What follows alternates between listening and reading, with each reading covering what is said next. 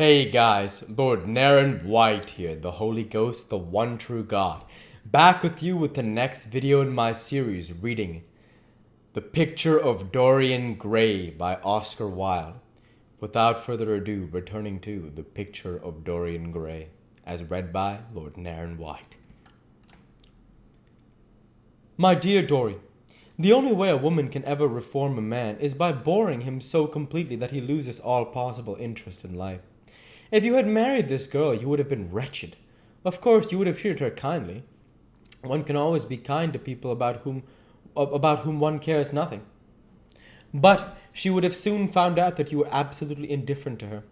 And when a woman finds that out about her husband, she either becomes dreadfully dowdy or wears very smart bonnets that some other woman's husband has to pay for. I say nothing about the social mistake, but I assure you that in any case the whole thing would have been an absolute failure.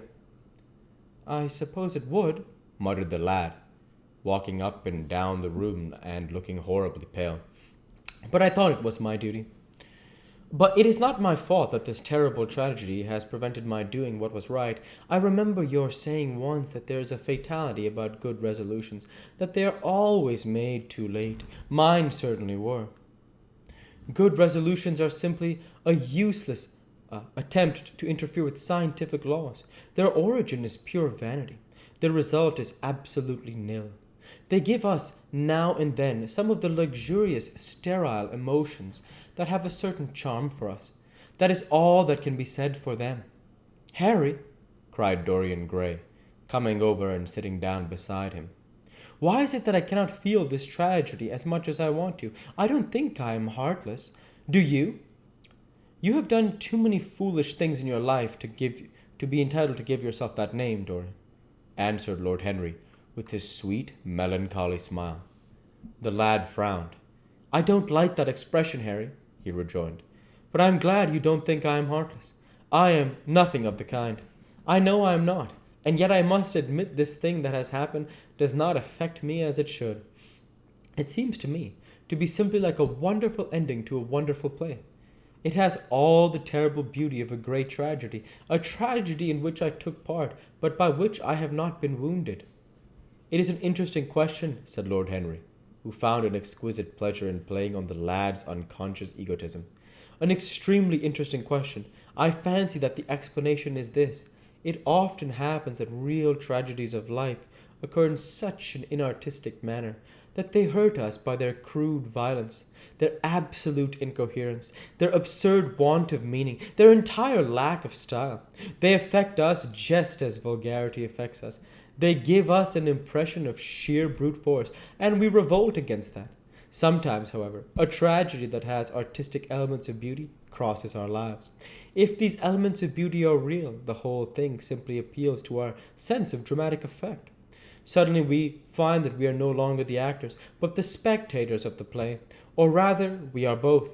We watch ourselves, and the mere wonder of the spectacle enthralls us. In the present case, what is it that has really happened? Someone has killed herself for love of you. I wish I had ever had such an experience. It would have made me in love, and love. It made me in love with love for the rest of my life. The people who have adored me, there have not been very many, but there have been some, have always insisted on living on, long after I had ceased to care for them, or to care for me, or they to care for me. They have become stout and tedious, and when I meet them, they go in at once for reminiscences. That awful memory of woman, what a fearful thing it is, and what an utter intellectual stagnation it reveals. One should absorb the color of life, but one should never remember its details. Details are always vulgar. Of course, now and then things linger. I once wore nothing but violets all through one season, as mourning for a romance that would not die. Ultimately, however, it did die. I forgot what killed it. I think it was her proposing to sacrifice the whole world for me. That is always a dreadful moment. It fills one with the terror of eternity. Well, would you believe it? A week ago at Lady Hampshire's, I found myself seated next to the lady in...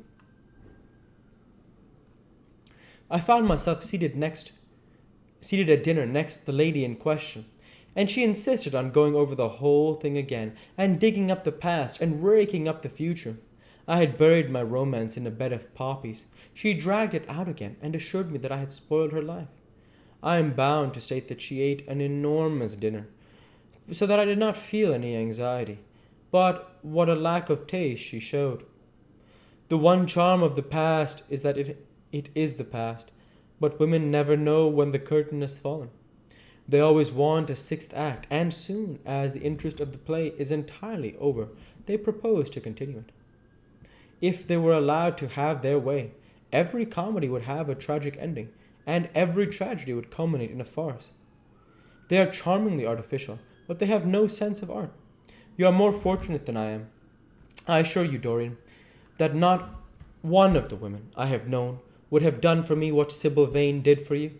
Ordinary women always console themselves. Some of them do it by going for sentimental colors. In for sentimental colors. Never trust a woman who wears mauve, whatever her age may be, or a woman over 35 who is fond of pink ribbons. It always means that they have a history. Others find a great consolation in suddenly discovering the good qualities of their husbands. They flaunt their conjugal felicity in one's face as if it was the most fascinating of sins. Religion consoles some. Its mysteries have all the charm of a flirtation. A woman once told me, and I can quite understand it. Besides, nothing makes one so vain as being told that one is a sinner.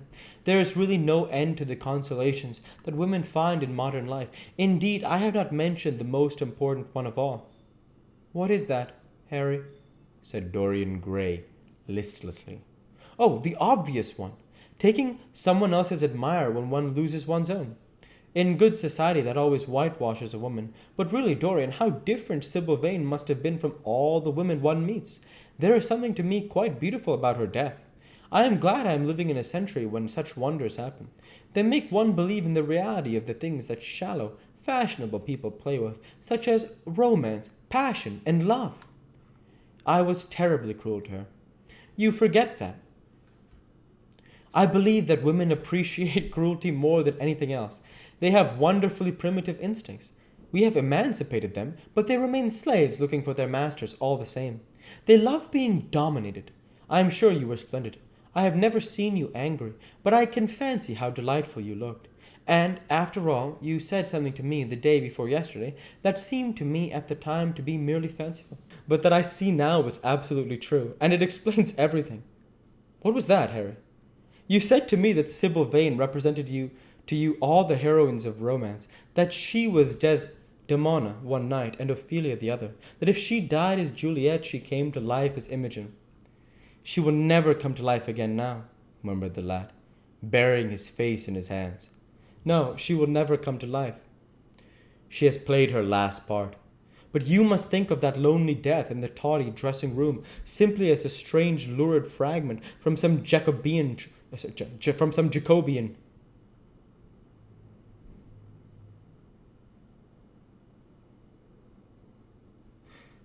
Jacobin. Thank you. It's a reference to, I believe, the Jacobins of France during the time of Maximilian Robespierre. Again, from some Jacobin tragedy. I believe that's right.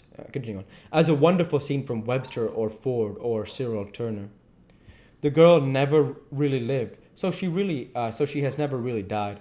To you, at least, she was always a dream, a phantom that flitted through Shakespeare's plays and left them lovelier for its presence. A reed through which Shakespeare's music sounded richer and more full of joy.